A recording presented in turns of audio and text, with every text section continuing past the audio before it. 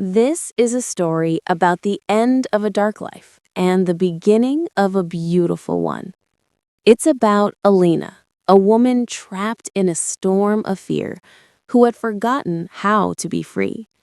From the outside, her house was perfect, a lovely two-story home with a green lawn and a white picket fence. But for Elena, the house felt like a cage. Her husband, Marco, was the keeper of that cage. His anger was a constant, unpredictable storm. "Why is the floor dirty?" he would scream, his voice like thunder rolling through the quiet rooms. Elena learned to walk on eggshells, to make herself small, to disappear into the floral wallpaper. Her life was a collection of quiet apologies and hidden bruises. Then, one Tuesday in April, a big truck arrived at the house next door. A man named Julian moved in. He was quiet, with kind eyes and a gentle smile. He'd wave to Elena when she checked the mail. His voice, when he spoke, was like music. One afternoon, he saw her tending to her roses, her long sleeves pulled down despite the heat. He walked over. "Those are beautiful," he said, his gaze soft.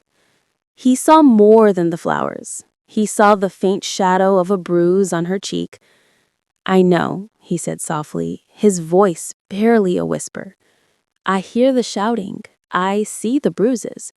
You do not deserve this." Tears welled in Elena's eyes. It was the first time anyone had acknowledged her pain. For the next month, Elena and Julian began a secret life. They met in the quiet moments when Marco was away. They talked for hours, sharing stories and dreams. With Julian, Elena felt seen, heard, and cherished. He held her hand, and it felt like coming home. He kissed her, and it was a promise of a different kind of life, a different kind of love. "If Marco finds out, he will kill me," she whispered one evening, her body trembling.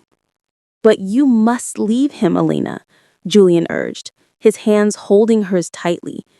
"You cannot live in fear forever." He was right.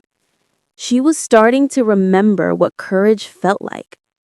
One Friday, Marco came home very early.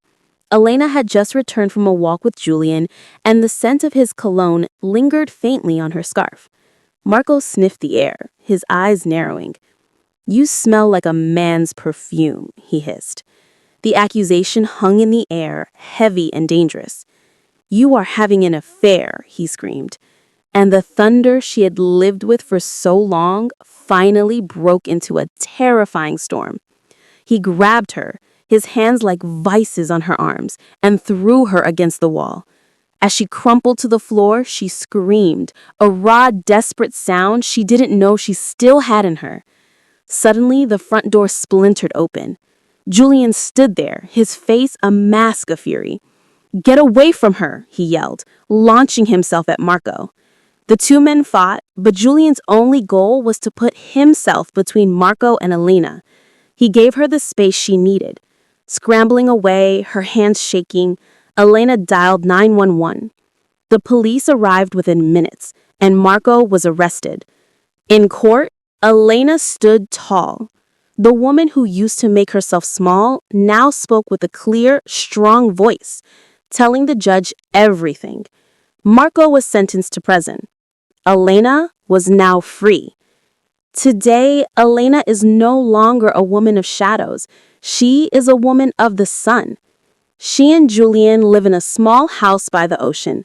They walk on the beach every morning, their hands intertwined, with no more secrets to keep.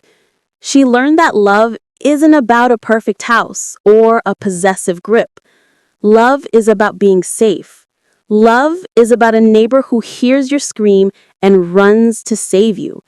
Remember, it is never too late to find your courage and walk toward the light.